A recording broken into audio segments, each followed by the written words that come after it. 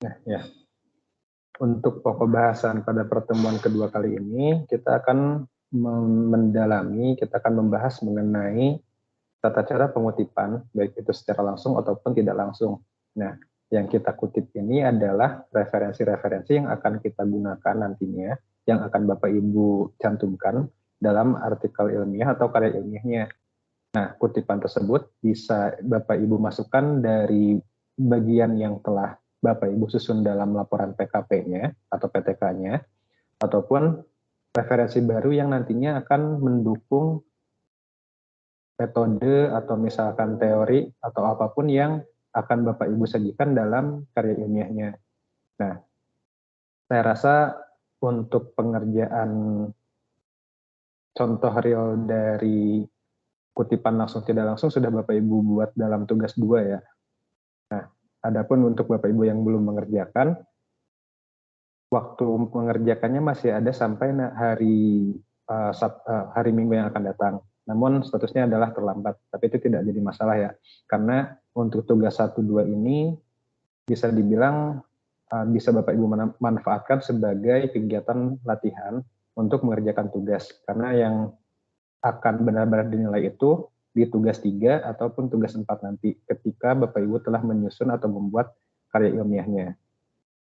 Nah, untuk itu kita coba bahas terlebih dahulu mengenai cara mengutip dan membuat kutipan, juga membuat daftar pustaka. Baik, saya akan coba share screen. Mohon ditunggu.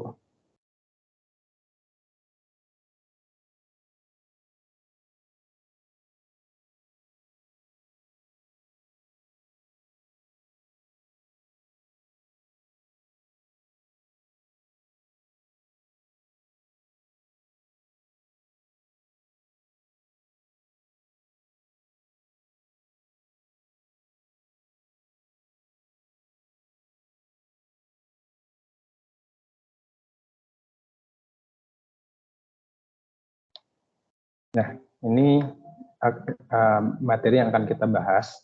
Materi ini bisa Bapak Ibu unduh di bagian kegiatan belajar 4 sebelum Bapak Ibu memasuki tugas kedua di kegiatan belajar 5. Nah, namun di sini kita akan coba bahas secara lebih mendalam mengenai apa yang ada dalam PPT ini. Nah, di sini kita berfokus pada mengutip dan menuliskan sumber kutipan. Ini bahan yang disediakan oleh UT, kemudian nanti kita akan ambil contoh yang ada dalam panduan selingkung UT-nya yang membahas mengenai karya ilmiah. Nah, pertama kita akan membahas dulu apa yang dimaksud dengan kutipan dan mengapa kita harus mengutip.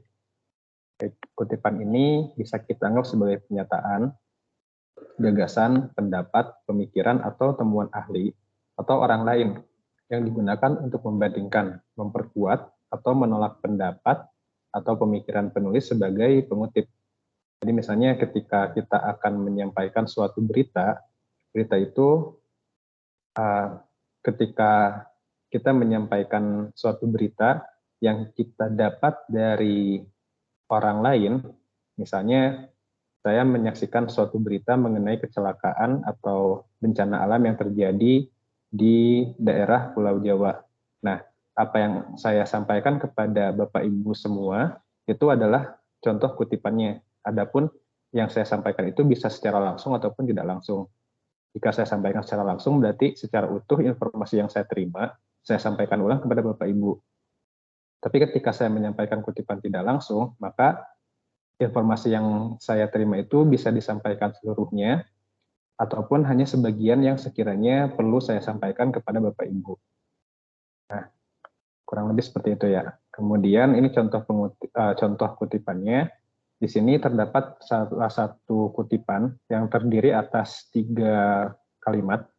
Yang pertama, pemahaman bahwa pembelajaran online itu sama dengan pembelajaran jarak jauh adalah pemahaman yang tidak sepenuhnya benar. Ini kalimat yang pertamanya. Kemudian kalimat keduanya, pembelajaran online dapat digunakan sebagai salah satu modus pembelajaran jarak jauh. Tetapi sekedar menerapkan pembelajaran online tidak serta-merta dapat diklaim telah menerapkan pembelajaran jarak jauh. Dan ini diambil atau dikutip dari tulisan atau pendapat yang disampaikan oleh Belawati, dan tulisannya tersebut telah disampaikan pada tahun 2019. Misalnya, Belawati ini menyampaikan pernyataannya tersebut dalam suatu artikel. Nah, artikelnya itu terdiri atas beberapa halaman.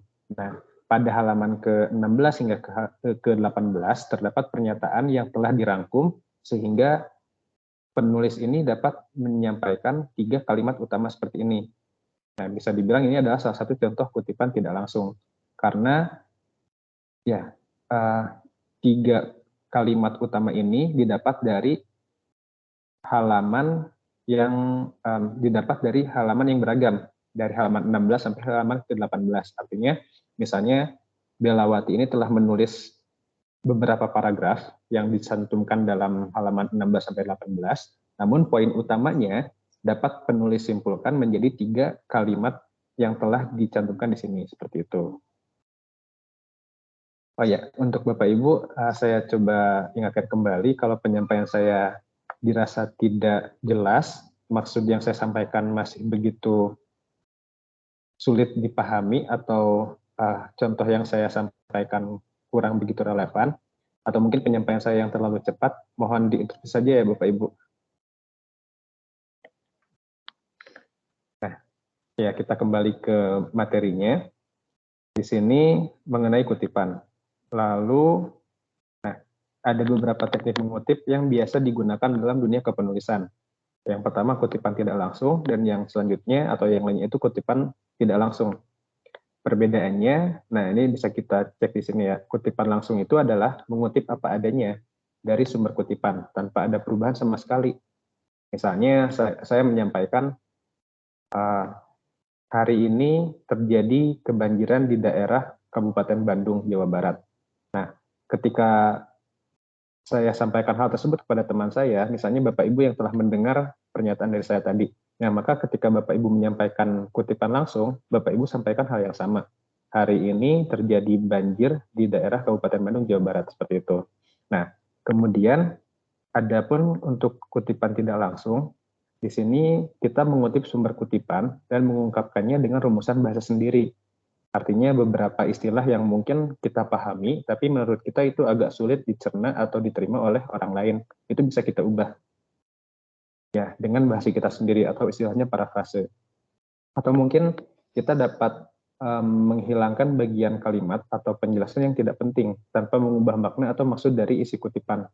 Nah, misalnya saya mendapat kabar bahwa suatu karya ilmiah itu adalah tulisan yang dibuat oleh mahasiswa yang dapat bersumber dari hasil laporan PKP atau PTK dengan kriteria yang tercantum dalam format selingkung atau format penulisan UT. Nah, kemudian Bapak Ibu ingin menyampaikan kepada rekan-rekan yang lainnya bahwa karya ilmiah itu adalah tulisan yang dibuat sebagai suatu rangkuman dari laporan PTK atau PKP dengan penyesuaian format. Nah, di sana kan terdapat pengubahan diksi atau pengubahan kalimatnya. Namun maknanya tetap sama, yaitu karya ilmiah adalah rangkuman dari laporan PKP yang telah Bapak Ibu buat, namun terjadi pengubahan formatnya seperti itu, atau perubahan bentuknya.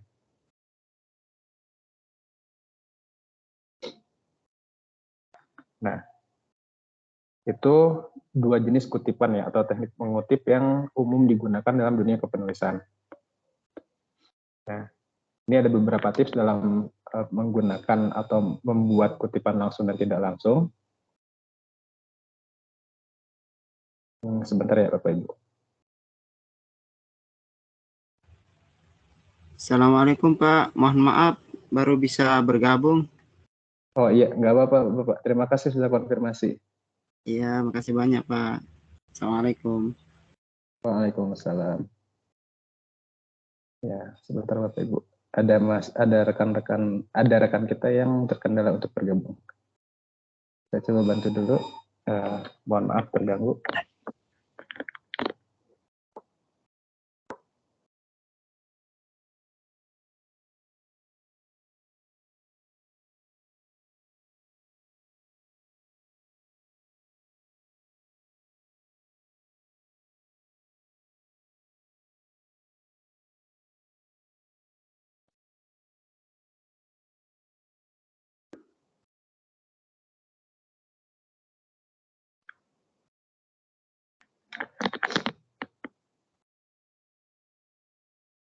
Ya, kita coba lanjutkan ya Bapak Ibu. Tadi kita sudah sekilas membahas mengenai kutipan langsung dan tidak langsung. Sekarang ada beberapa cara yang bisa kita gunakan untuk membuat kutipan langsung. Kutipan langsung itu kan kita anggap sebagai pernyataan asli tanpa ada perubahan baik dari segi struktur kalimat, diksi kalimat, ataupun kata-kata yang digunakan. Nah, di sini ada beberapa contohnya. Ada kutipan langsung yang kita kutip itu pernyataannya bentuknya pendek. Ada juga kutipan langsung yang informasi yang kita kutip itu terdiri dari beberapa kalimat atau bahkan mungkin satu paragraf, sehingga kita kategorikan sebagai kutipan yang panjang. Nah, untuk kutipan yang pendek, di sini ya bisa kita lihat sumber kutipan disatukan atau sejajar dengan teks. Misalnya kita ingin menyampaikan bahwa katakanlah Presiden Joko Widodo telah menyampaikan suatu peraturan mengenai apa. Nah, itu isi kutipannya itu kita tulis sejajar dengan pernyataan kita sebelumnya. Ibaratnya apa ya? Dengan kalimat pengantarnya. Pengantarnya bisa seperti tadi. Yang disampaikan Presiden adalah seperti apa. Nah, itu kita buat dalam satu baris atau sejajar. Lalu pernyataan yang disampaikan Presiden itu kita berikan tanda petik sebagai pernyataan yang kita kutip.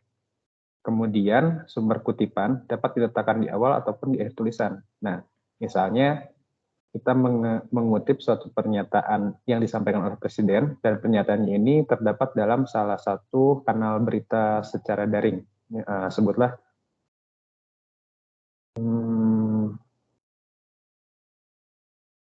sebutlah salah satu laman atau web yang senantiasa menyediakan informasi seperti misal CNN. Nah, CNN-nya itu sebagai sumber informasi yang kita kutip bisa kita simpan di awal ataupun di akhir tulisan.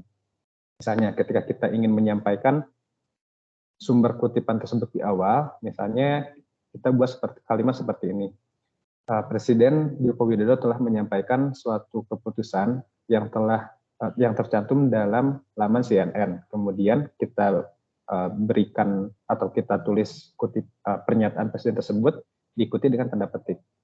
Nah, adapun ketika kita ingin menyampaikan sumbernya di akhir, kita bisa tulis pernyataan Presiden, lalu kita beri pernyataannya diikuti tanda petik, lalu di akhirnya misalnya kita cantumkan kita tulis tercantum dalam cnn.com, atau misalnya kita cukup beri tanda kurung lalu sumbernya cnn.com seperti itu. Nah, ini salah satu contohnya ya. Misalnya interaksi dalam pembelajaran online dengan tatap muka dilakukan dengan cara yang berbeda. Nah, interaksi dalam pembelajaran online, demikian Belawati. Nah, pada tahun 2019 di halaman 49, nah ini pernyataan yang disampaikan oleh Belawatinya. Bla bla bla bla bla dipengaruhi oleh jenis teknologi dan media pembelajaran yang digunakan. Nah, ini salah satu contoh kutipan langsung yang bentuknya pendek, karena hanya memuat kita anggap satu kalimat saja yang dikutip. Nah, adapun untuk kutipan langsung yang sifatnya lebih panjang, ini kita tuliskan secara terpisah dari teks utamanya. Misalnya kita buat satu kalimat pengantar, katakanlah misalnya suatu teori belajar disampaikan oleh suatu teori behavioristik yang disampaikan oleh Pavlov, memuat beberapa aspek. Nah, di bagian penjabarannya itu bisa kita bahas satu bagian utuh, misalnya satu paragraf penuh, atau bahkan 2-3 paragraf yang bersumber dari sumber kutipan yang kita ambil. Dan itu ditulis terpisah dari kalimat pengantarnya, kalimat pengantar yang sebelumnya kita sampaikan. Seperti misalnya yang tadi teori belajar behavioristik itu disampaikan oleh Pavlov meliputi beberapa aspek. Nah, di bagian bawahnya itu informasi yang kita kutip. Lalu kutipan tersebut dibuat menjorok ke dalam. Nah, kalau dari posisinya, ya misal kita buat kalimat pengantarnya di sebelah sini, maka nanti pas bagian kutipannya itu mulainya dari bagian ya lebih menjorok ke dalam ke bagian tengah dari halaman atau kertasnya ya, seperti itu. Nah, lalu aturan lainnya, antar spasinya biasa spasi tunggal, antar barisnya ya, antar barisnya punya spasi tunggal atau spasinya single. Nah, kutipannya tidak perlu menggunakan tanda petik karena itu cukup panjang ya yang kita kutip. Sebenarnya alasan utamanya bukan itu, tapi ya mungkin kalaupun kita mau menggunakan tanda petik itu akan cukup kesulitan bagi pembaca untuk memahaminya ya. Kita misal menggunakan tanda petik awal dan akhirnya itu di bagian akhir yang kita kutip karena terlalu panjang, itu kadang bisa membingungkan para pembaca. Nah, lalu yang terakhir, sumber kutipan ditulis dengan menyebut nama pengarang, tahun terbit, tanpa nomor halaman. Nah, untuk kutipan tidak langsung, untuk kutipan langsung yang panjang, misalnya kita hanya menyebutkan pengarangnya, misalnya namanya Belawati dan tahun terbit pada tahun 2019, cukup sampai itu saja, tanpa perlu ada halaman yang dicantumkan sebagai sumber kutipannya. Oke, baik sampai di sini. Apakah ada yang ingin Bapak Ibu tanyakan mengenai kutipan langsung? Ya, dipersilahkan ya Bapak Ibu.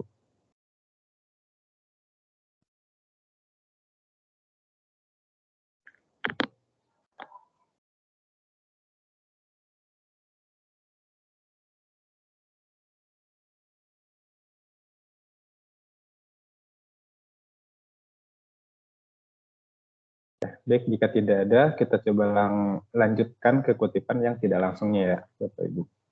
Nah, untuk kutipan tidak langsung, di sini kita melakukan teknik parafrase, mengubah susunan kalimat ataupun diksi yang terdapat dalam kalimat menjadi kalimat atau diksi kosakata yang kita pahami sendiri.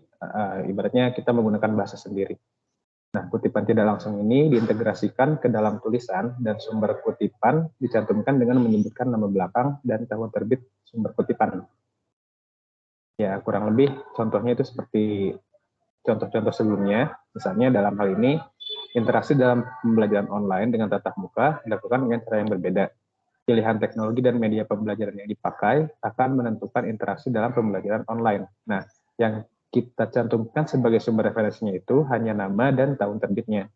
Dan namanya pun kita ambil nama belakang. Misalnya ketika saya menulis suatu pernyataan dalam artikel ilmiah, Asep Hadian Hadinata pada tahun 2023. Nah, ketika Bapak Ibu berkenan untuk mengutip, maka nanti nama belakang saya yang Bapak Ibu tulis Hadinata 2023 seperti itu. Nah, ini contohnya untuk satu pengarang. Adapun untuk 2, 3 atau bahkan lebih 2 atau lebih pengarang, nanti ada beberapa kriteria penulisannya seperti itu. Baik, sampai di sini apakah ada yang mau Bapak Ibu tanyakan atau mau kita diskusikan?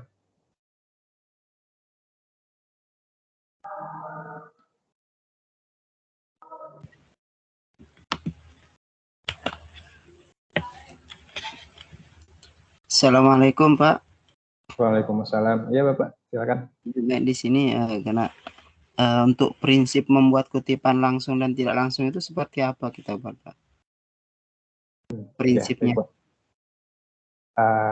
untuk apa ya? Sebetulnya dalam penggunaan kutipan langsung tidak langsung ini tidak sepengetahuan saya Pak. Nanti bisa dikoreksi saja ketika saya salah ataupun kurang tepat. Namun dalam melaksanakan pengutipan ini sebetulnya tidak ada aturan bakunya ya. Misalnya untuk pernyataan ini diharapkan menggunakan langsung atau menggunakan yang tidak langsung.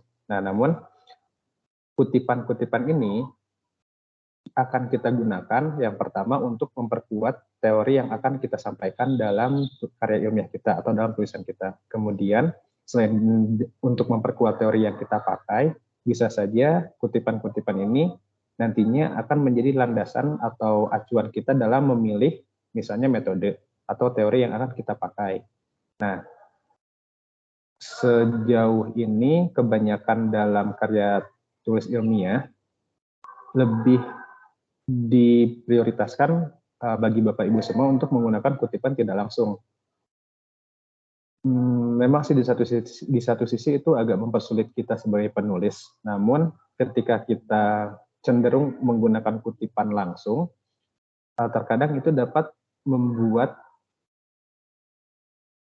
apa ya istilahnya similaritas atau kesamaan tulisan kita dengan tulisan yang ada di database itu semakin besar. Dan yang menjadi faktor penentu kelulusan untuk tulisan Bapak Ibu itu adalah tingkat kesamaan atau tingkat similaritas yang terbilang relatif rendah ya, di bawah 30%. Nah, sehingga ketika Bapak Ibu lebih banyak menggunakan kutipan langsung, nantinya oleh sistem akan tercatat sebagai kesamaan dengan database atau tulisan yang ada pada database, sehingga itu dapat meningkatkan tingkat kesamaannya. Jadi alangkah baiknya kita memilih kutipan tidak langsung seperti itu. Adapun untuk prinsip apa ya prinsipnya ini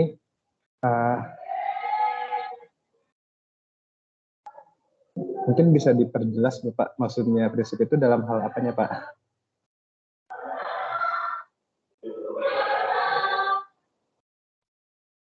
Prinsip dalam hal penulisannya, Pak. Halo? Ya Pak. Halo? Ya, ya. Oh, iya. Prinsip dalam penulisannya, Pak.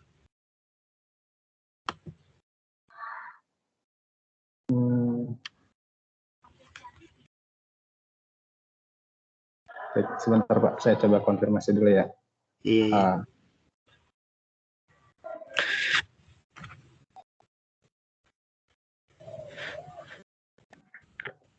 Prinsip mengutip.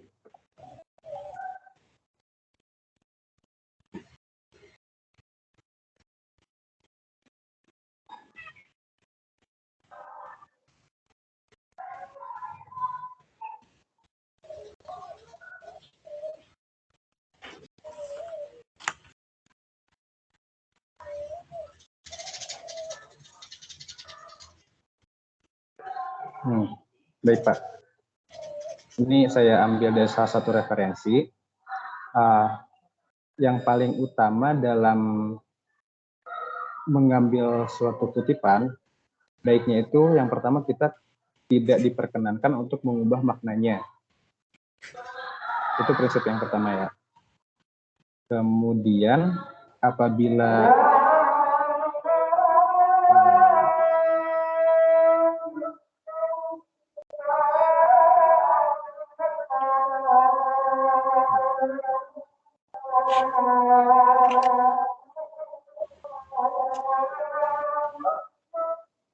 mohon maaf Bapak Ibu, ada azan dulu. Iya, Pak.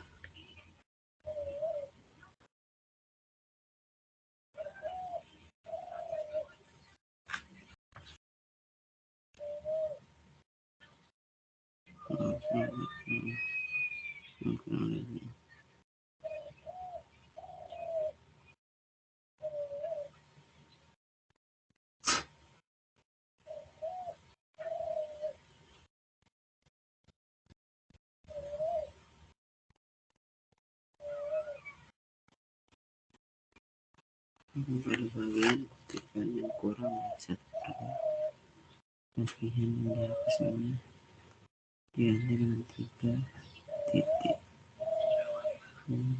melakukan kutipan dan gambar dihapus dapat diganti menggunakan 3 titik berspasi sepanjang garis baik dari margin kiri maupun kanan. Oh iya ini.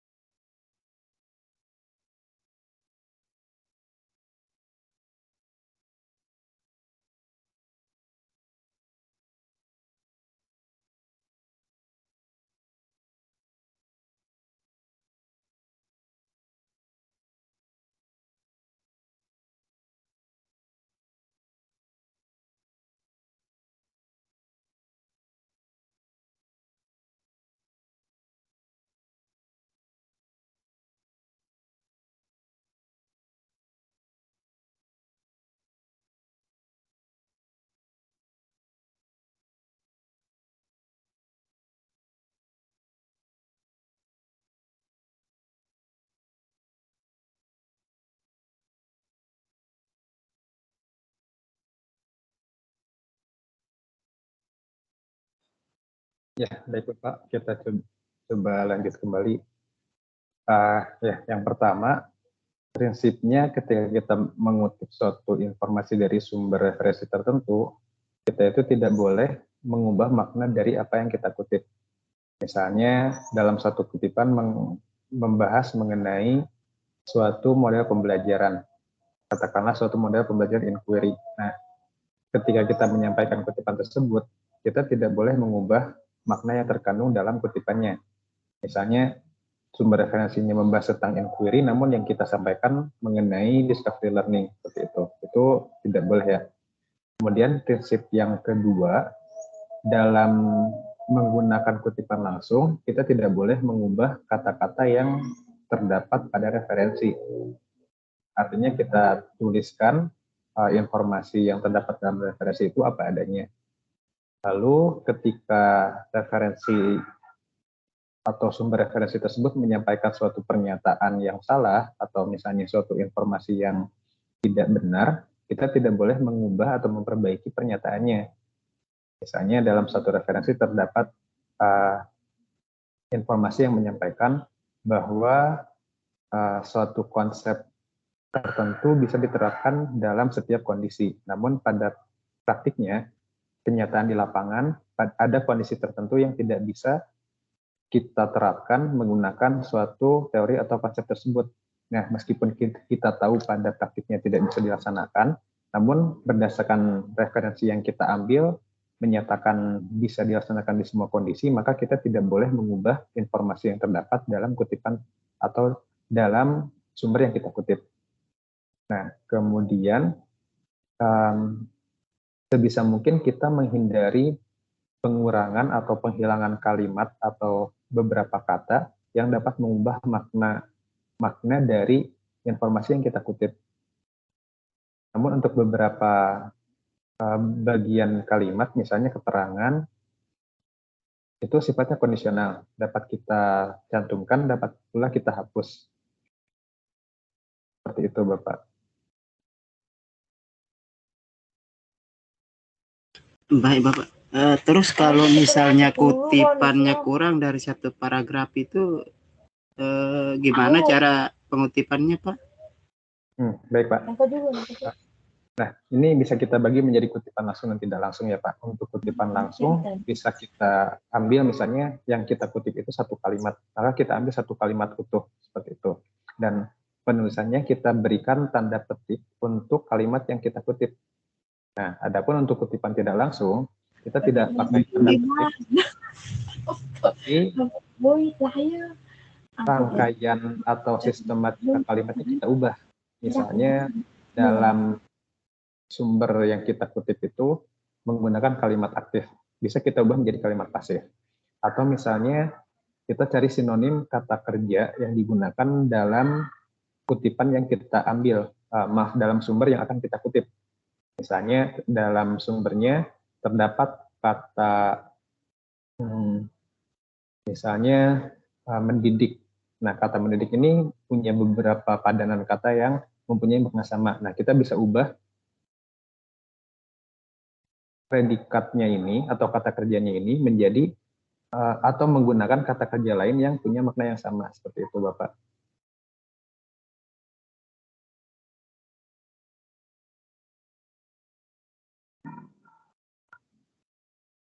Iya, Bapak, makasih banyak. Ya, sama-sama, Bapak.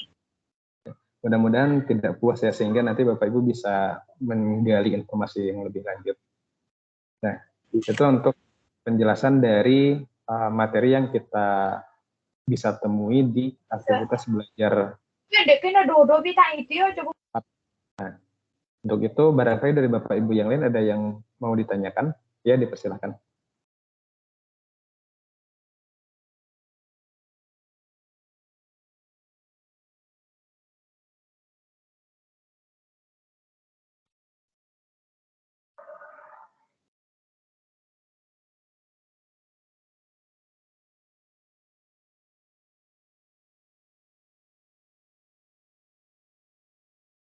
Ya, sedikit informasi bagi Bapak Ibu yang terlambat mengumpulkan tugas 1,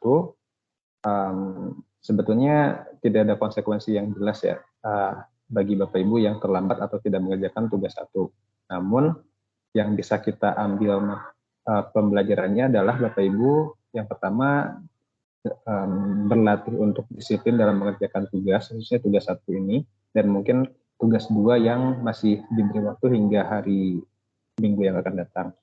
Kemudian yang benar-benar akan kita nilai, yang akan nanti kita perbaiki sehingga mendapatkan nilai yang mudah-mudahan mendekati nilai ideal Bapak Ibu semua, itu nanti di tugas ketiga dan tugas keempat, ketika Bapak Ibu membuat draft karya ilmiah yang nantinya akan kita terbitkan di repositori Rama milik UT, seperti itu. Jadi untuk Bapak Ibu yang baru bergabung kegiatan tutorial online untuk mata kuliah Karya, bisa mulai mengikuti dari kegiatan belajar yang sekarang sedang Bapak Ibu ikuti ya. Ya, apa ada pertanyaan lain mengenai cara mengutip atau membuat kutipan langsung tidak langsung? Jika tidak ada, kita coba pelajari referensi lain, yaitu dari pedoman selingkung UT ya. Ini yang akan kita gunakan mengenai pengutipan dalam karya ilmiah.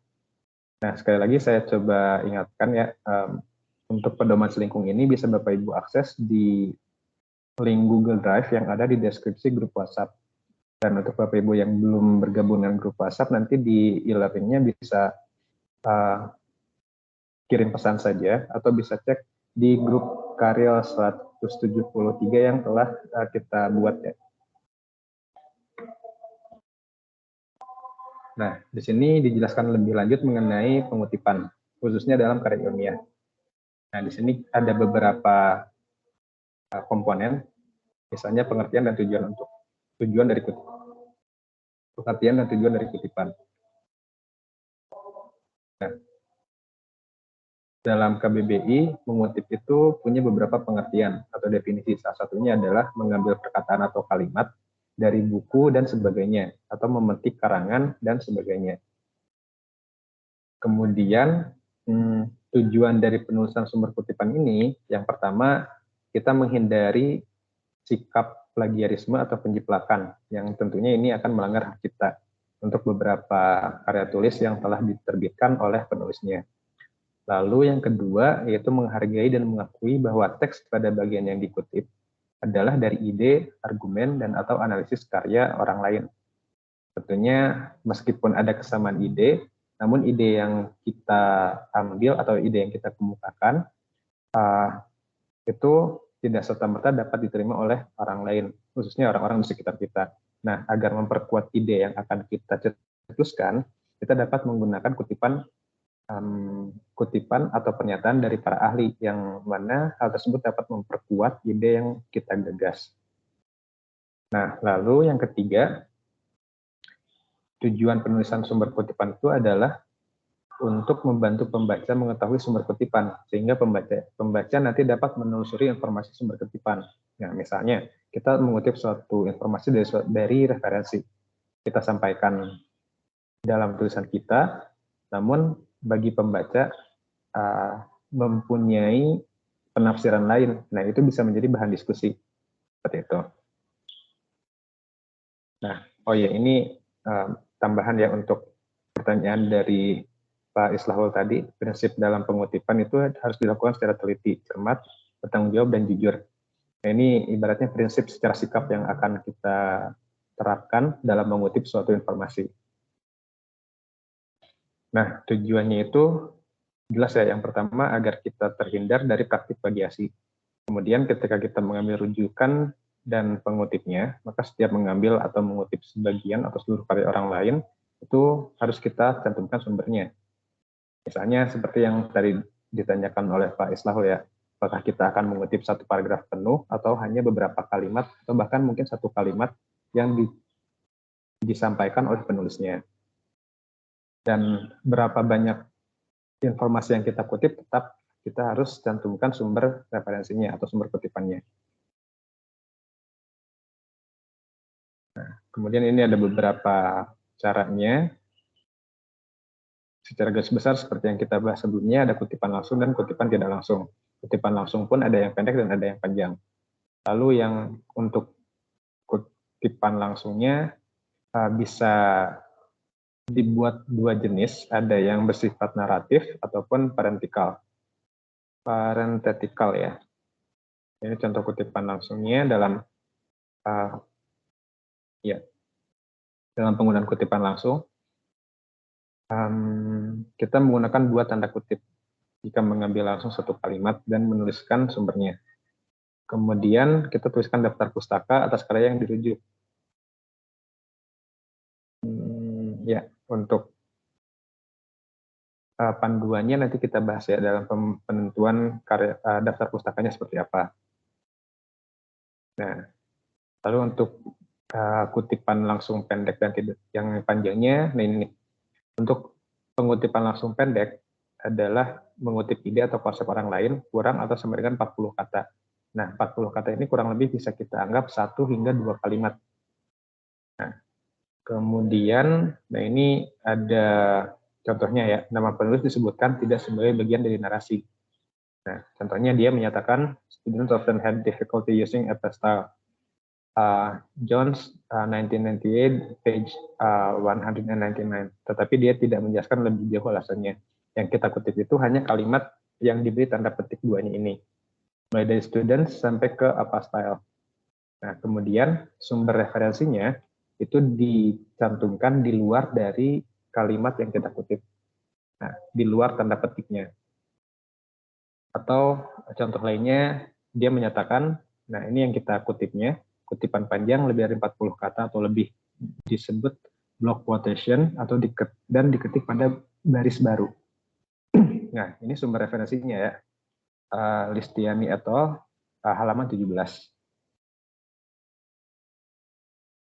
Nah, kemudian selain dari dua contoh yang ada di atas, nama penulis disebutkan sebagai bagian dari narasi. Ini juga bisa kita, format seperti ini bisa kita gunakan juga. Misalnya seperti ini, menurut Jones yang diterbitkan tahun 98, ya ini yang kita kutip. Lalu contoh yang lainnya, Jones menemukan bahwa, nah ini yang kita kutip tadi ya. Lalu kita sampaikan dampaknya. Misalnya di sini implikasinya bagi guru tidak dijelaskan. Jadi nama penulis itu bisa kita cantumkan dalam narasinya dengan menyampaikan seperti ini, menurut Jones atau menurut penulis yang lain, misalnya menurut Belawati, lalu kita cantumkan informasi yang kita kutip, atau ketika kita ingin membuat nama si penulisnya itu di luar dari narasi, kita bisa cantumkan dalam tanda kurung seperti ini. Nah, saya rasa Bapak Ibu sudah sering mempelajari kutipan seperti ini ya, tinggal praktiknya saja. Dari tugas satu kan itu diminta mengambil minimal 5 referensi jurnal dan 5 referensi buku, maksudnya artikel dalam jurnal ya. Nah, tinggal Bapak Ibu coba praktikan mengutip kalimat langsung dan tidak langsungnya. Nah, untuk bagian yang dikutip itu boleh sama, misalnya dalam satu paragraf ada satu kalimat yang Bapak Ibu kutip dalam satu sumber referensinya. Nah, itu Bapak Ibu bisa cantumkan dalam kutipan langsung dan tidak langsung, ataupun bagian yang berbeda. Tapi bagian yang Bapak Ibu kutip itu bagian yang mendukung pada judul karya ilmiah yang Bapak Ibu tulis. Nah, lalu ini untuk kutipan langsung yang panjang, ya parameternya tadi ya 40 kata. Berarti yang panjang ini lebih dari 40 kata. Yang ada ketentuannya, nanti bisa kita coba praktikan bersama. Kemudian untuk ya ini, nama penulisnya disebutkan tidak sebagai bagian dari narasi. Jadi khusus untuk kutipan tidak langsung, untuk kutipan langsung yang panjang, nama penulisnya itu kita buat di luar dari bagian narasinya dengan mencantumkan nama penulis dari dalam tanda kurung sebagai sumber dari rujukan yang kita kutip. Gitu. Nah, ini yang sempat tadi kita singgung berdasarkan jumlah penulisnya. Misalnya untuk satu penulis kita cukup tulis nama belakang dari penulisnya, lalu diikuti oleh tahun terbitnya.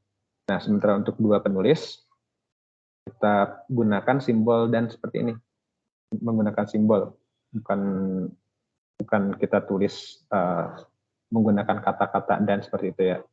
Nah, lalu untuk 3 penulis atau lebih, kita bisa gunakan etol. Etol ini dari bahasa Latin ya, atau dari bahasa asing, singkatan dari et ally atau dengan dan kawan-kawan lah kalau kita translasi ke bahasa Indonesia. Nah, jika yang menerbitkan tulisannya itu organisasi, maka bisa kita singkat melalui inisial dari organisasinya. Misalnya Asian Association Open Universities, kita singkat jadi AAOU seperti itu.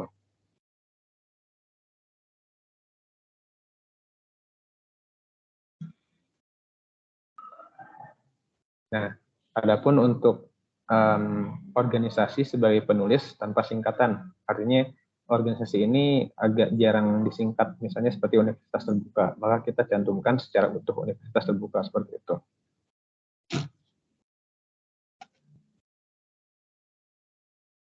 Nah, kemudian ketika kita mengambil, misalnya ada satu penulis yang menerbitkan 2 karya pada tahun yang sama. Nah, ini contohnya ya. Misalnya kita bisa beri pembeda itu pada tahun 90A, 90B. Namun biasanya kita gunakan untuk topik yang sama. Ketika topiknya berbeda namun penulisnya sama, ya tentunya tidak bisa kita sandingkan ya, seperti itu Pak Ibu.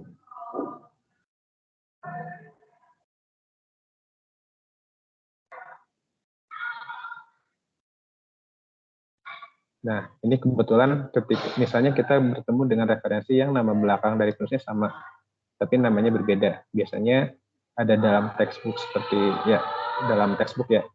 Misalnya Smith ini ayahnya atau orang tuanya ini adalah anaknya dan mereka mencetuskan ide atau teori yang sama. Maka kita bisa berikan kutipan seperti ini. Ini yang lebih dulu terbit lalu diikuti oleh yang terbitnya lebih baru, belakangan ini lebih terbit.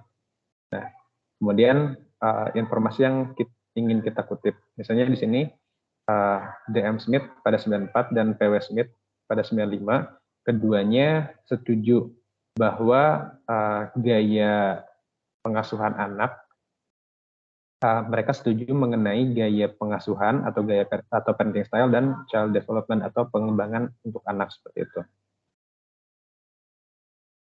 Nah, adapun ketika Bapak Ibu membuat suatu persamaan atau rumus, misalnya dalam menentukan suatu rata-rata atau menentukan suatu formula yang digunakan dalam penentuan suatu nilai, ini perlu dilakukan kutipan juga ya. Nah, untuk mengutip rumus dan hasil penelitian atau exact quotation, di sini contohnya ada rumus yang disampaikan oleh Smith pada tahun 91. Nah, Bapak Ibu diharapkan dapat mencantumkan nomor halamannya juga. Memang rata-rata rumus seperti ini dapat kita temui secara umum ya. Namun biasanya dalam beberapa artikel atau karya ilmiah itu dicantumkan referensinya juga. Jadi Bapak Ibu bisa mengutip referensi dari referensi yang Bapak Ibu kutip seperti itu. Nah, ini contoh lanjutan dari yang tadi ya. Kita mengutip dari suatu kutipan. Misalnya, jika kita ingin mengutip sumber yang mengutip atau secondary source, sumber kedua, maka nama penulis asli dicantumkan dalam kalimat dan nama penulis yang mengutip dicantumkan pada akhir kalimat kutipan. Misalnya seperti ini. Yang pertama, pengutipan sebagai bagian dari narasi. Sebagaimana dipostulatkan oleh Wallace. Nah, pernyataan Wallace ini dikutip dalam Barkin pada tahun 1992. Jadi yang punya idenya itu Wallace, tapi kita temukan dalam tulisannya Barkin. Jadi dua-duanya mendapat berkontribusi sehingga perlu kita cantumkan sebagai sumber referensi. Nah, adapun ketika kita menyimpan sumber kutipan di luar narasi, ini stylenya parenthetical citation ya. Kalau yang kita cantumkan dalam narasi, kita sebutnya narrative citation. Posisinya sama saja. Jadi sumber referensinya itu disimpan di akhir menggunakan tanda kurung. Namun yang kita tulis lebih dulu itu pernyataan sumber atau penulis yang menyatakan idenya. Lalu diikuti oleh sumber di mana kita menemukan ide tersebut. Seperti ini. Wallace yang menyampaikan pada tahun 2002 mengenai ide ini. Lalu ide ini dapat kita temui di Barkin pada 92. Seperti itulah.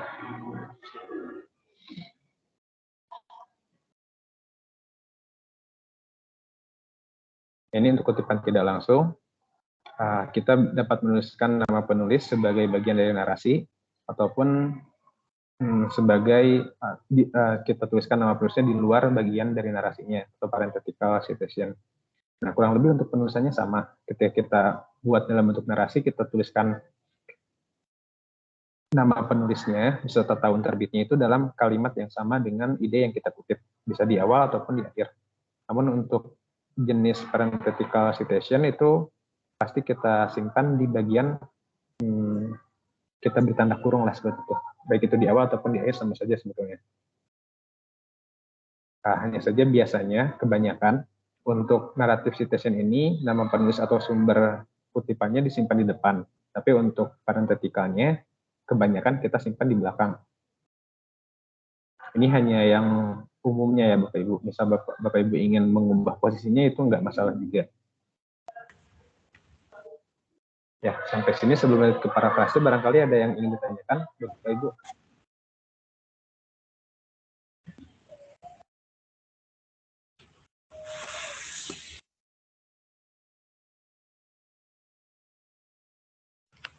Berarti di narasi itu cuman narasi apa tuh namanya? Narasi itu cuman bisa diubah, ada yang di depan sama ada yang di belakang, Pak ya? Nggak ada nggak ada maksudnya ini syarat khusus yang lainnya. Iya Pak, untuk penulisan narasi, maksudnya untuk mencantumkan penulis di sumber atau nama penulis yang dicantumkan dalam narasi itu umumnya kita simpan di depan ataupun di belakang.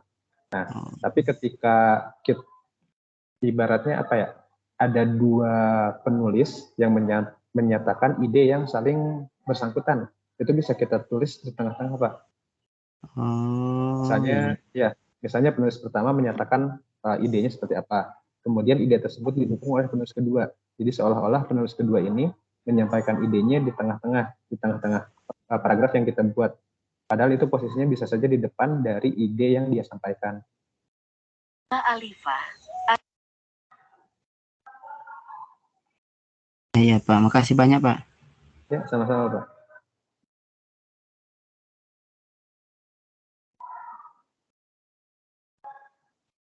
Ya, barangkali dari Bapak Ibu yang lain.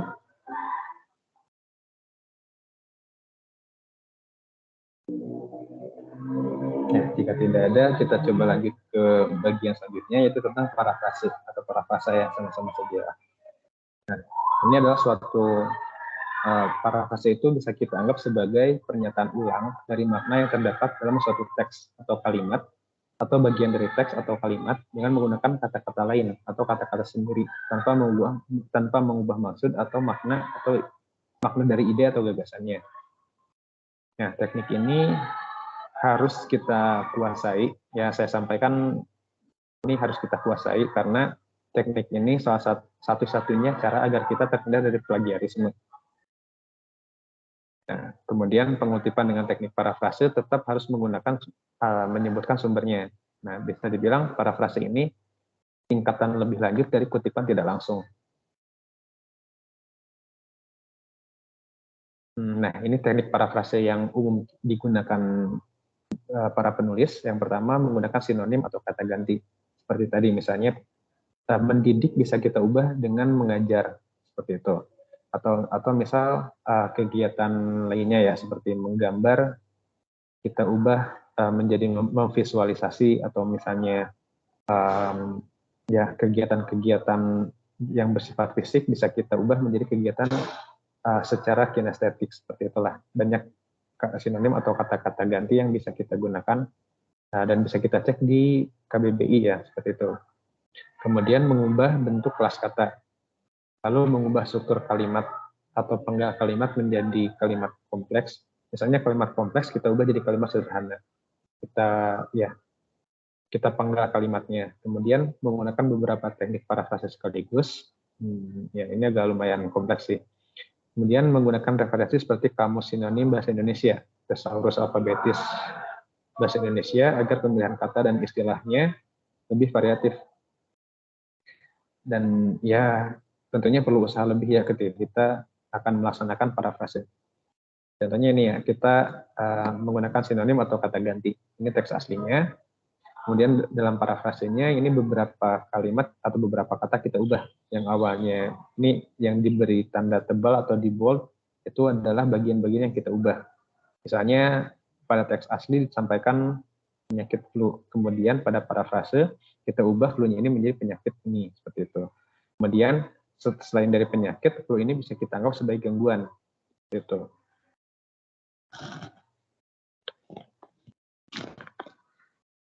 Nah, contoh yang lain, kita bisa mengubah bentuk kelas katanya. Yang awalnya kita gunakan kata gagal, nah di sini kita ubah menjadi mengalami kegagalan. Jadi ibaratnya kita berikan imbuhan atau kalimat penyertanya agar maknanya sama, tapi yang tertulis di parafrasenya itu sedikit berbeda. Nah, kemudian struktur kalimatnya, misalnya Indonesia, ekonomi terbesar di Asia Tenggara, memiliki sejumlah karakteristik yang menempatkan negara ini dalam posisi yang baik untuk mengalami perkembangan ekonomi yang besar. Nah, struktur kalimatnya kita ubah menjadi fokusnya adalah perekonomian di Indonesia. Awalnya kan kita hanya berfokus pada negaranya sebagai subjek, kemudian struktur kalimatnya kita ubah, subjeknya itu menjadi perekonomian Indonesia. Namun maknanya tidak berubah ya. Kita membahas tetap perekonomian di Indonesia. Nah, lalu ini pemenggalan kalimat kompleks menjadi kalimat sederhana. Misalnya, ini ya, Indonesia adalah negara yang memiliki potensi ekonomi yang tinggi, yang mulai diperhatikan dunia internasional. Nah, kita penggal menjadi dua kalimat yang berbeda, tapi saling keterkaitan satu sama lain. Misalnya, Indonesia adalah negara yang memiliki potensi ekonomi yang tinggi. Nah, potensi ini mulai diperhatikan dunia internasional. Nah, tujuannya sama, tapi kita ubah menjadi beberapa kalimat dan keduanya itu saling keterkaitan. Nah, yang lebih bagus lagi ketika kita menggunakan beberapa teknik parafrase sekaligus. Contohnya pada ya yang terakhir ini. Meskipun pemerintah Indonesia ingin mengurangi ketergantungan tradisional pada ekspor komoditas mentah dan meningkatkan peran industri manufaktur, itu adalah jalan yang sulit, terutama karena sektor swasta masih tetap ragu-ragu untuk berinvestasi. Nah, kalimat aslinya ini kita ubah menggunakan beberapa teknik parafrase sekaligus.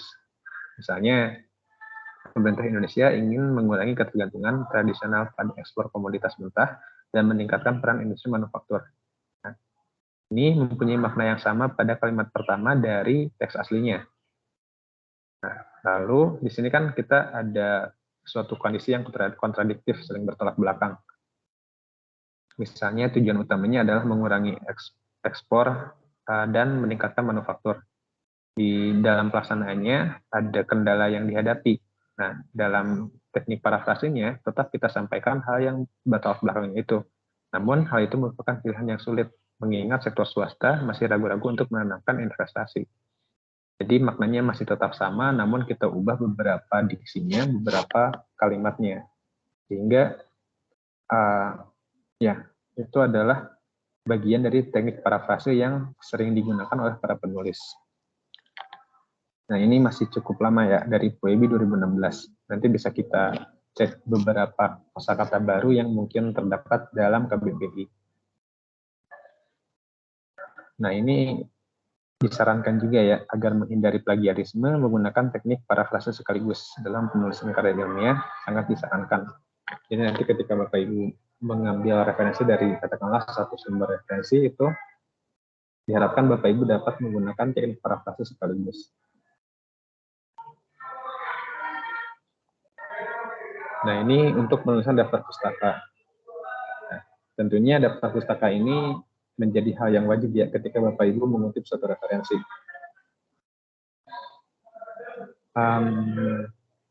Ya, referensi secara umum dapat diartikan sebagai sumber informasi yang digunakan sebagai data pendukung sebuah tulisan atau karya ilmiah.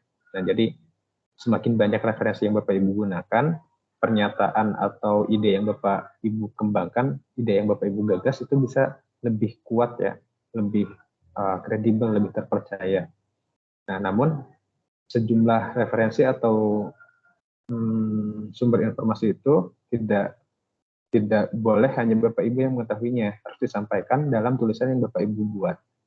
Nah, jadi dalam KBBI referensi ini bisa kita anggap sebagai sumber acuan, baik itu bentuknya rujukan atau petunjuk.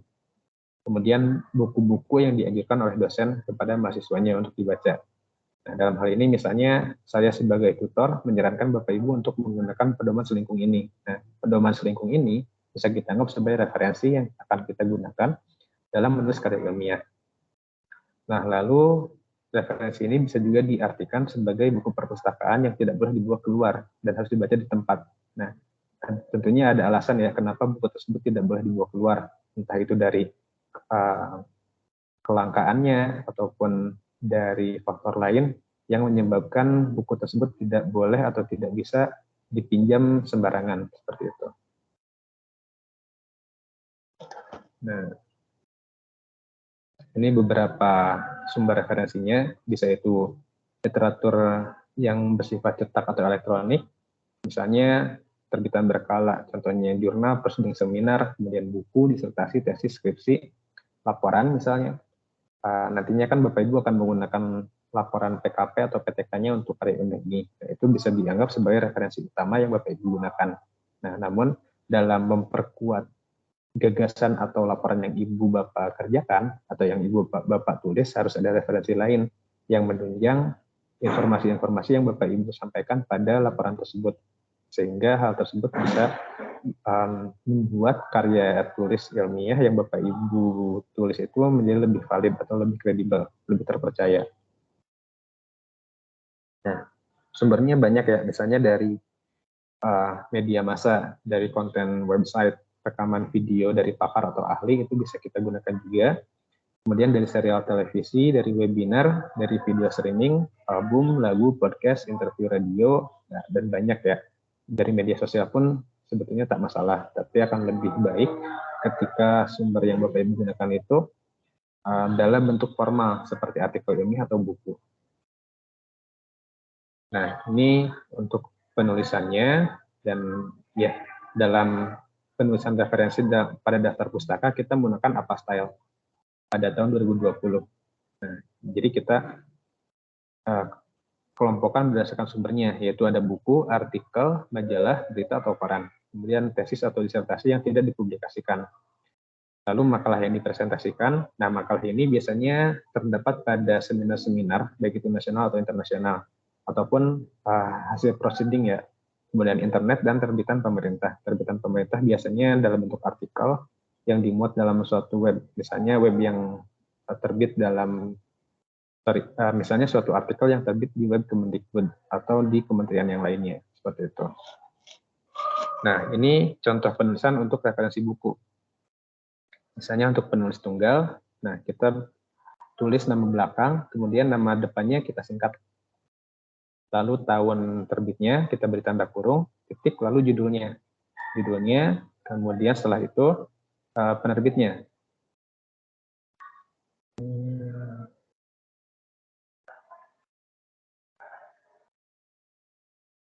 Ya, biasanya di beberapa referensi ada mencantumkan kota tempat terbit ya, namun dalam style ini kita hanya mencantumkan penerbitnya saja. Jadi kalaupun ada kota terbitnya, misalnya kebanyakan itu daerah Yogyakarta, Surabaya, misal atau Bandung, Jakarta, banyak ya. Itu kita abaikan saja, kita hanya ambil nama penerbitnya. Nah, kemudian untuk dua orang penulis, sama juga ya, kita tulis nama belakangnya dengan nama depan yang disingkat, lalu kita gunakan simbol untuk kata hubungnya. Dan ya, yang kita buat miring itu bagian judulnya. Lalu untuk buku, kelompok penulis, dan institusi pemerintah. Misalnya ini institusi pemerintah ya, Direktorat Jenderal Pendidikan Tinggi. Nah, ini institusi pemerintahnya yang kita cantumkan sebagai penulisnya. Tetap yang dibuat miring itu bagian judul bukunya. Kemudian Ya, biasanya kalau lebih dari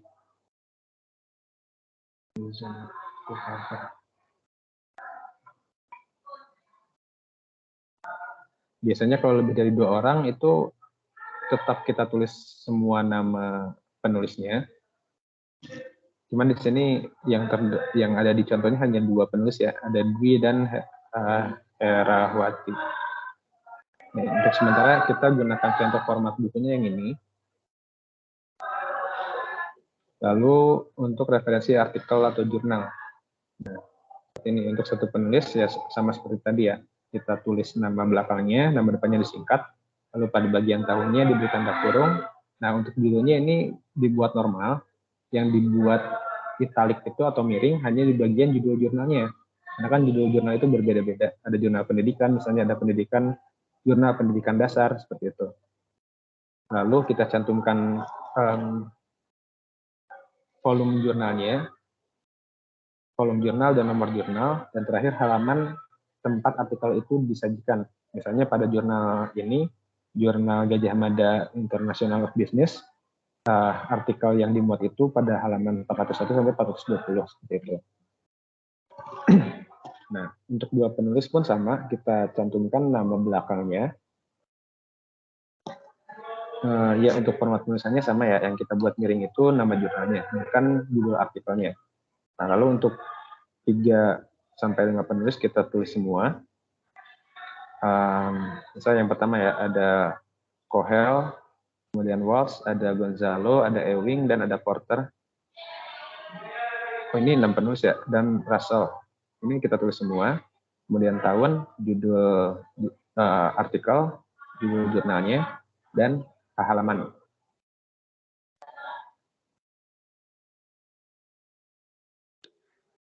Nah, ini ada opsi lain ketika jurnal atau artikel yang Bapak Ibu akses sudah punya DOI-nya atau digital object identifier-nya, DOI-nya pun bisa Bapak Ibu copy juga ya, dicantumkan dalam referensinya. Ini sebagai penguat. Dan ini nomor DOI-nya ini dituliskan di bagian akhir. Nah, adapun untuk jurnal yang belum mempunyai DOI-nya ini, bisa Bapak Ibu cantumkan alamat webnya saja, seperti itu. Nah, untuk majalah biasanya jarang kita gunakan ya, jadi tidak akan kita bahas. Begitupun dengan berita atau koran. Nah, ini contoh untuk tesis atau disertasi yang tidak dipublikasikan. Karena ada beberapa, misalnya kenalan Bapak Ibu yang telah menempuh program pascasarjana, menuliskan disertasi atau tesis yang tidak dipublikasi, dan ternyata itu mempunyai topik yang relevan dengan apa yang Bapak Ibu kerjakan. Ini bisa Bapak Ibu gunakan juga. Format penulisan daftar pustakanya kurang lebih sama ya.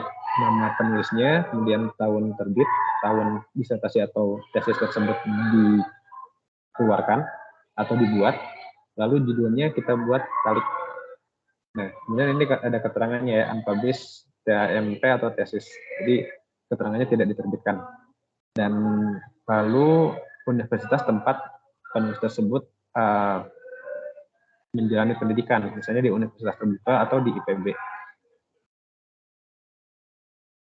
Nah, untuk makalah, contohnya kurang lebih sama, namun di bagian ujung kita cantumkan jenis seminar yang diadakan, misalnya Seminar Nasional Perikanan Indonesia. Lalu kotanya di Jakarta, seperti itu. Nah, adapun untuk referensi dari internet, ini sebisa mungkin menjadi pilihan terakhir ya bagi Bapak Ibu. Khususnya referensi yang dimuat dalam suatu web ataupun dalam blog, khususnya untuk blog dan Wikipedia itu sebisa mungkin dihindari. Karena tingkat validitasnya terbilang cukup rendah. Nah, adapun untuk referensi internet yang lain seperti ini ya, kita temui dalam repositori UT, maka ini sah-sah saja digunakan.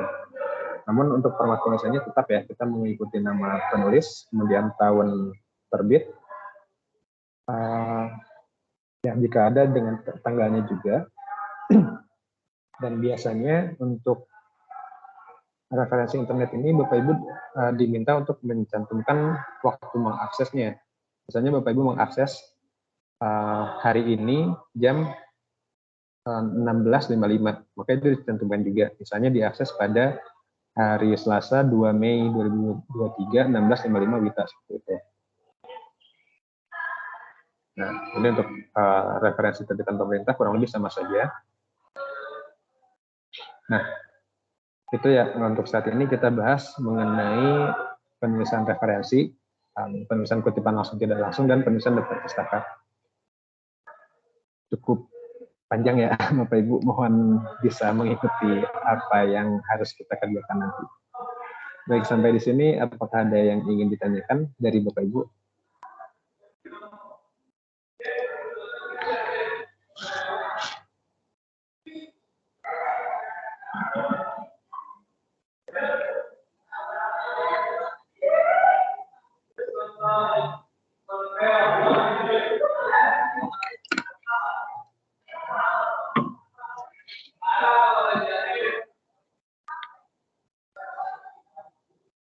Ya, saya sampaikan juga, idealnya kita membahas tugas 1 dan 2 yang telah Bapak Ibu kerjakan pada tugas kedua kali ini. Namun berhubung waktunya yang saya rasa cukup terbatas ya Bapak Ibu. Normalnya durasi kita melaksanakan web itu 2 jam, tapi karena hari ini bisa dibilang cukup sore ya bagi Bapak Ibu. Jadi untuk tugas 1 dan tugas 2-nya, nanti penilaian atau koreksinya saya sampaikan secara pribadi di e-learning-nya, ataupun saya japri ke WhatsApp Bapak Ibu semua ya. Seperti itu saja ya Bapak Ibu. Nah, untuk tugas 2-nya di aktivitas belajar berapa Pak? Soalnya saya belum mengerjakan ya tugas 2. Untuk tugas 2-nya di aktivitas belajar 4, Bu. Bentar, saya coba cek lagi.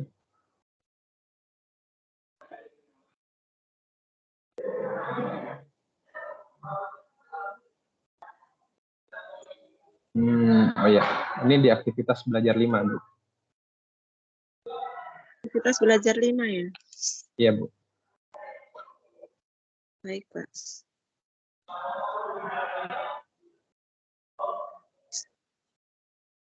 Aktivitas belajar 5 di bagian bawah. Nah, ini ada tugas 2. Nanti Bapak Ibu bisa klik, lalu ya add submission atau apa namanya, tambah ini ya, tambah filenya ke sini. Nah, sejauh ini sudah ada 7 orang yang mengumpulkan, dan sebetulnya ini sudah lewat batas waktu pengerjaan, tapi masih diperbolehkan. Ternyata sampai Sabtu ya, sampai Sabtu 6 Mei. Nah, meskipun nanti di bagian keterangannya Bapak Ibu mendapat keterangan merah, itu artinya terlambat, tapi itu tidak berpengaruh terhadap penilaian ya Bapak Ibu. Saya tekankan lagi, itu tidak berpengaruh terhadap penilaian. Yang penting Bapak Ibu berusaha mengerjakan, berusaha belajar untuk membuat kutipan tidak langsung atau kutipan langsung di tugas 2 ini. Nah, adapun untuk yang lebih seriusnya, nanti kita bahas di tugas 3. Kita sudah masuk ke sesi ketiga ya, kita masuk ke tugas 3 juga di aktivitas belajar 7.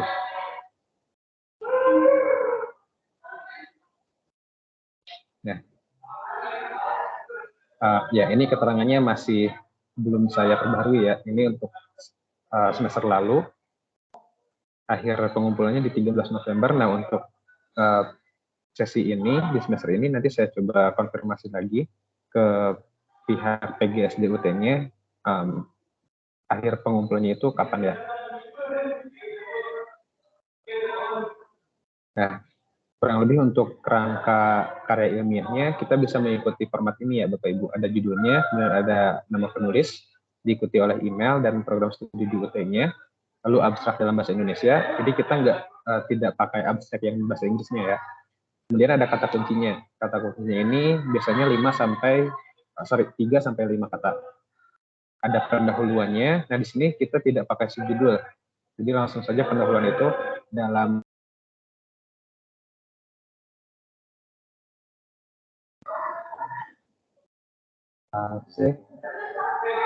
suara saya terdengar Bapak Ibu? Terdengar Pak, cuman agak ribut. Ya, ya maaf Pak. Ya. Oke, kita coba lanjut. Untuk pendahuluannya ini satu bagian utuh tanpa ada subjudul. Kebanyakan kan pada laporan PKP PTK Bapak Ibu ada bagian misalnya latar belakang, kemudian ada manfaat, ada tujuan dan seperti itu. Nah, itu kita lebur menjadi satu bagian. Misalnya untuk manfaatnya kita buat satu paragraf, tujuannya satu paragraf, kemudian sasaran atau objek penelitiannya satu paragraf seperti itu. Dan pada bagian pendahuluan ini kita cantumkan tinjauan pustaka juga. Nah, umumnya kan pada laporan PKP PTK Bapak Ibu, tinjauan pustaka itu ada di bab 2. Nah, khusus untuk artikel ilmiah atau karya ilmiah ini, tinjauan pustakanya yang benar-benar relevan dengan judul yang Bapak Ibu kerjakan, itu kita cantumkan di pendahuluan.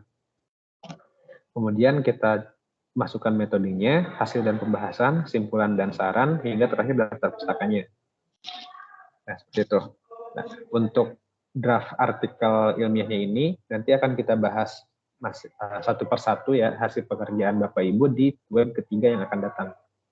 Nah, adapun untuk ya saya tekankan kembali untuk tugas 1 dan 2 nanti setelah saya selesai mengoreksi saya kabari di e-learning atau saya kabari langsung ke WhatsApp Bapak Ibu ya seperti itu. Adapun untuk Bapak Ibu yang belum mengerjakan bisa dicoba mengerjakan dulu untuk tugas satunya di aktivitas belajar 3. Mudah-mudahan masih bisa ya. Saya coba cek dulu. Ini tugas 1.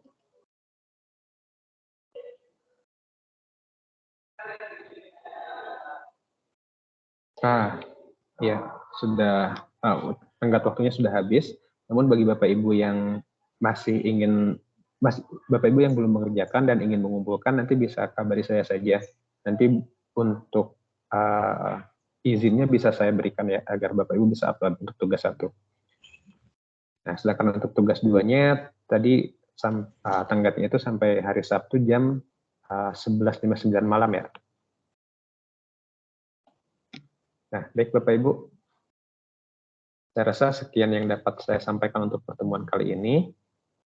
Barangkali dari Bapak Ibu ada beberapa hal yang belum begitu jelas atau ingin Bapak Ibu tanyakan ulang atau mungkin Bapak Ibu konfirmasi lagi mengenai penulisan kutipan, baik itu langsung dan tidak langsung, dan penulisan daftar pustakanya.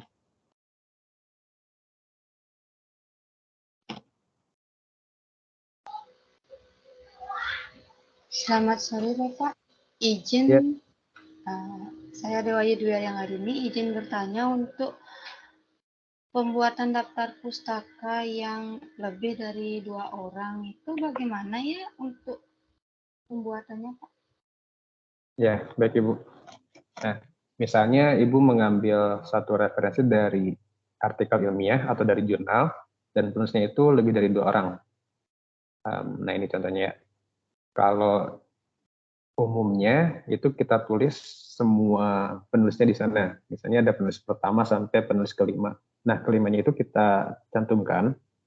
Namun yang kita tulis itu nama belakangnya saja, Bu. Misalnya di sini ada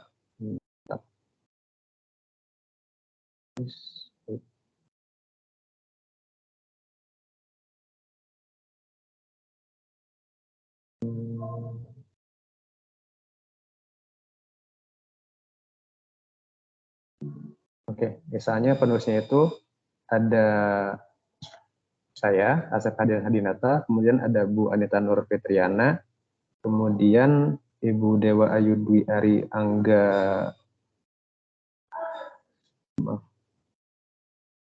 Anggarani bukan ya, Bu? Anggarini. Anggarini ya. Oke. Anggarini, lalu misalnya ada Pak Islahul Mukarobun, dan lanjut misalnya Putri Widiawati. Nah, yang kita cantumkan di bagian penulisnya itu hanya nama belakangnya saja. Misalnya tadi ya Adinata, kemudian Nur Fitriana, Anggarini, Mukarobun, dan Widiawati. Untuk nama depannya kita buat singkatan inisialnya saja.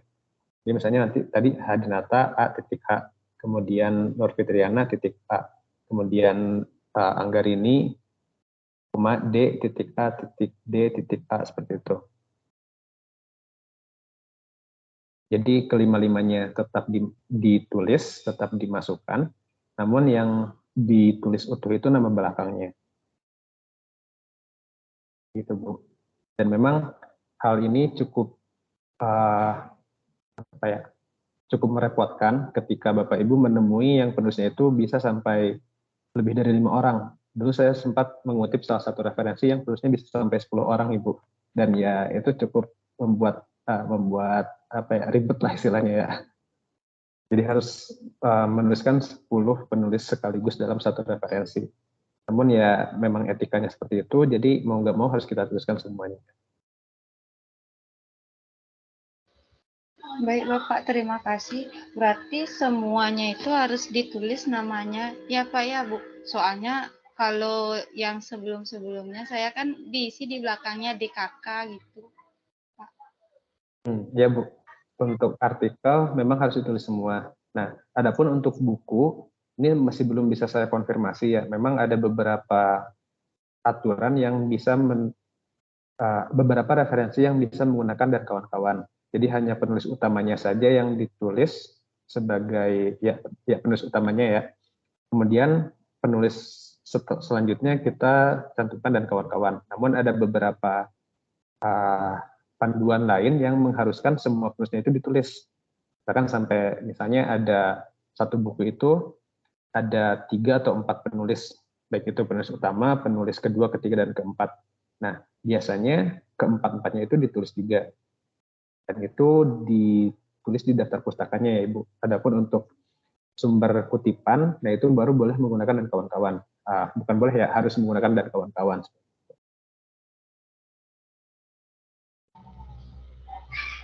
Baik Bapak, terima kasih. Ya, sama-sama Ibu. Untuk Bapak Ibu yang lain, barangkali ada pertanyaan yang lainnya, ya dipersilakan. Assalamualaikum Pak. Ya, waalaikumsalam Ibu. Ya, saya mau bertanya Pak. Ada beberapa pertanyaan ya Pak.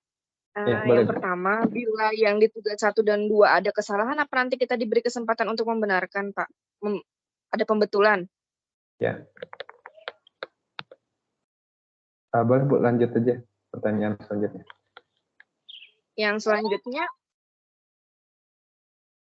selanjutnya tadi saya sudah baca yang di tugas 3 Pak ya. Ya. Baik artikel ditulis baik dalam bahasa Indonesia maupun Inggris.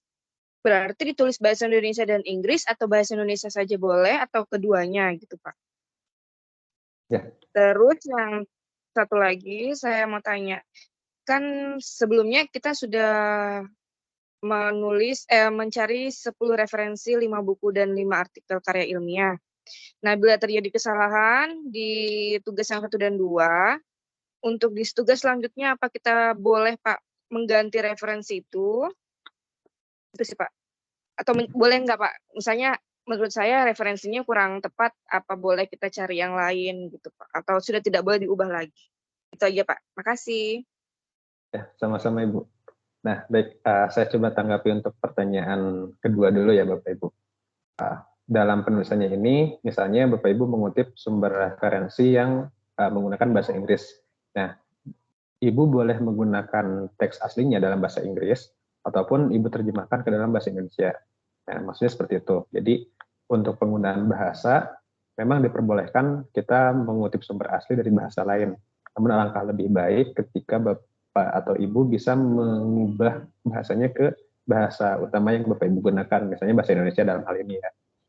Jadi saya sarankan lebih baik bisa dibuat dalam bahasa Indonesia saja. Tapi ketika Ibu bisa atau mampu menulis dalam bahasa Inggris secara utuh, nah itu akan lebih baik lagi sih menurut saya. Karena memang tuntutan kita saat ini sudah mulai menggunakan bahasa Inggris ya sebagai salah satu bahasa internasional. Nah, namun UT pun tidak memberatkan ya Bapak Ibu, bukan berarti dituntut harus menggunakan bahasa Inggris, tidak seperti itu. Jadi senyamannya Bapak Ibu mengerjakan tugasnya. Nah, lalu untuk pertanyaan 1 dan yang ketiga mengenai tugas 1-2, sebetulnya bukan ke memperbaiki ya Bapak Ibu, tapi ketika Bapak Ibu ingin memperbaiki itu menjadi nilai plus bagi Bapak Ibu. Nah, yang lebih ditekankan adalah koreksi yang saya berikan dari tugas yang Bapak Ibu kerjakan. Misalnya, untuk tugas 1 kan Bapak Ibu diminta mencari referensi, kemudian membuat rangkumannya. Nah, nanti saya coba periksa rangkumannya itu apakah relevan dengan yang terdapat pada referensinya atau seperti apa. Nah, bila memang Bapak Ibu merasa ingin memperbaiki atau menyempurnakan hasil pekerjaannya, itu sangat-sangat diperbolehkan. Tidak ada kekakuan bahwa referensi yang Bapak Ibu kumpulkan di tugas 1 itu harus itu sampai akhir nanti.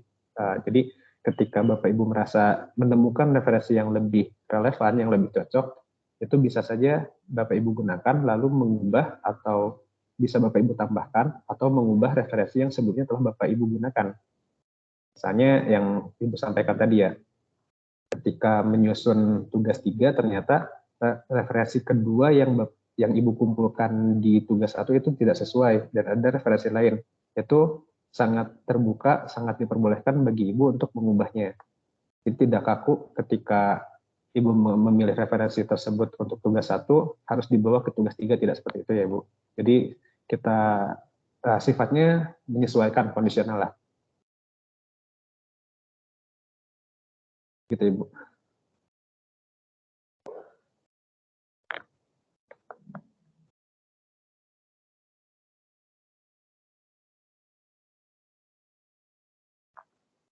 Ya, bisa saya tegaskan lagi bahwa referensi yang Bapak Ibu gunakan itu bisa berubah seiring berjalannya waktu ya, seiring Bapak Ibu menulis karya ilmiah yang nantinya akan dilakukan penilaian. Jadi silakan Bapak Ibu mencari referensi yang paling relevan dengan judul yang Bapak Ibu gagas. Ketika Bapak Ibu merasa ada referensi yang telah digunakan di tugas 1 itu tidak sesuai, boleh Bapak Ibu ganti atau Bapak Ibu hilangkan seperti itu. Yang penting syarat minimal 5 artikel dan 5 bukunya itu terpenuhi, seperti itu Ibu.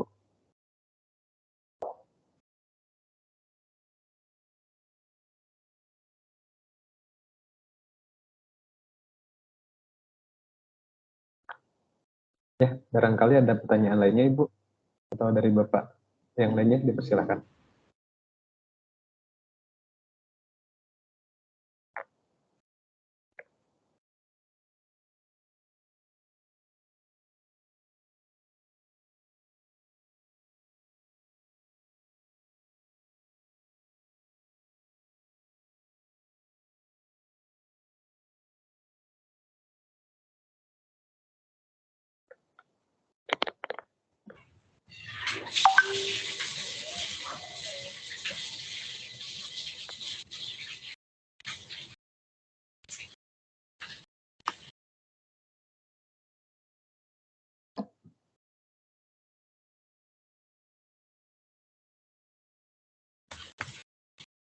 Baik, untuk konfirmasi lagi, saya coba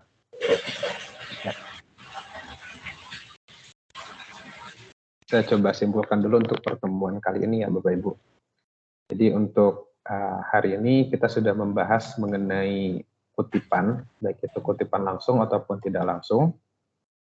Kemudian kita telah membahas juga penulisan karya ilmiah yang format penulisannya akan kita gunakan nanti.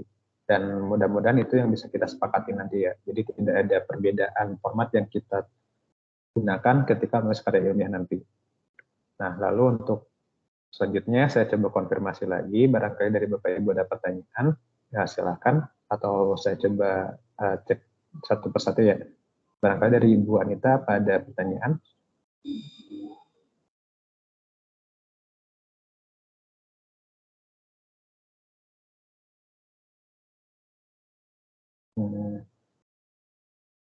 Ya, mungkin cukup ya. Dari Ibu Ayu, barangkali ada pertanyaan Ibu?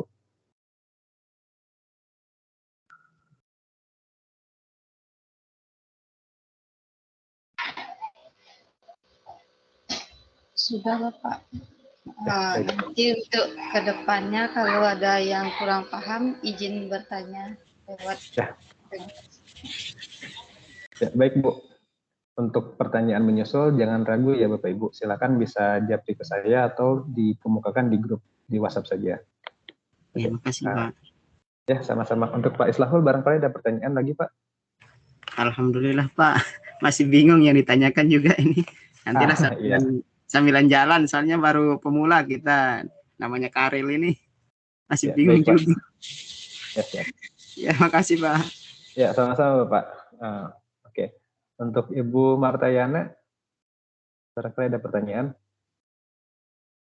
No.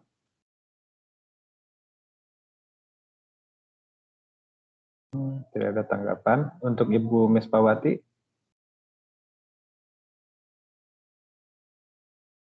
apa ada pertanyaan Ibu?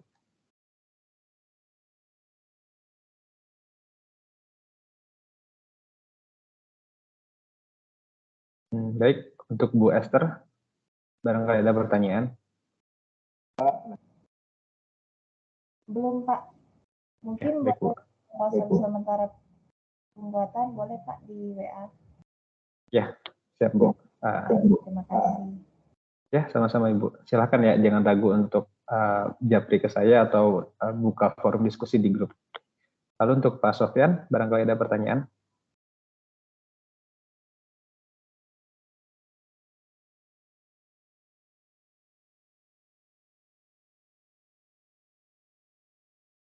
Oke, untuk Ibu Suharni, barangkali ada pertanyaan Ibu? Terima kasih Pak. Sejauh ini belum ada Ya. Pak. Siap, baik. Sama-sama Ibu. Oke, untuk Ibu Tiani, barangkali ada pertanyaan Bu? Sudah Pak, cukup yang tadi dulu pertanyaan. Nanti lagi Pak lanjut di WA. Ya, siap Ibu. Terakhir untuk Ibu Tri, barangkali ada yang ingin tanyakan? Terima kasih Pak. Kemarin saya ngerjakan tugas 1. Itu saya kan nyari referensi untuk jurnal dan artikel itu 10 tahun dari sekarang ya, dari ini tidak boleh lebih. Jadi saya ini coba banding-bandingkan dengan teman-teman saya, kayaknya kok punya saya beda, terus terlanjur saya kirim tugas. Jadi mohon nanti dikoreksi Pak kekurangan dari tugas saya, jadi saya bisa memperbaiki. Ya, siap Ibu. Nanti untuk koreksiannya saya usahakan sesegera mungkin ya. Mudah-mudahan terima kasih. Ya, sama-sama Ibu. Ya, baik. Untuk itu saya rasa semuanya sudah cukup jelas ya untuk pertemuan kali ini. Mudah-mudahan ke depannya kita bisa saling mengembangkan diri khususnya dalam menulis karya ilmiah ini. Dan mudah-mudahan kita diberi kelancaran dan kemudahan dalam menulis karya ilmiah ini.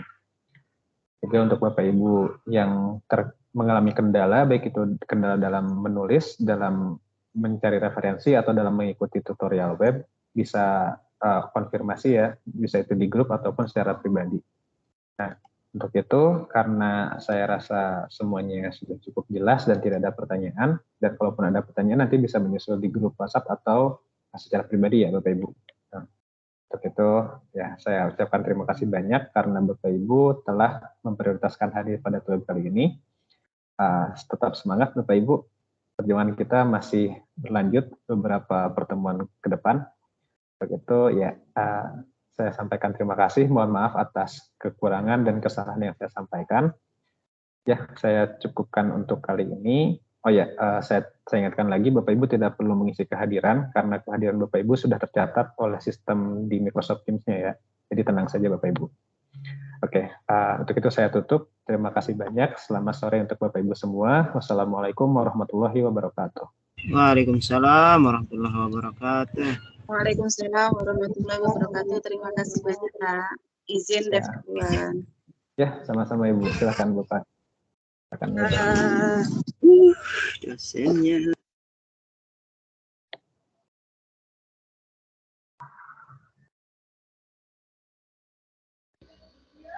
Izin lihat Bapak. Ya, silakan Ibu.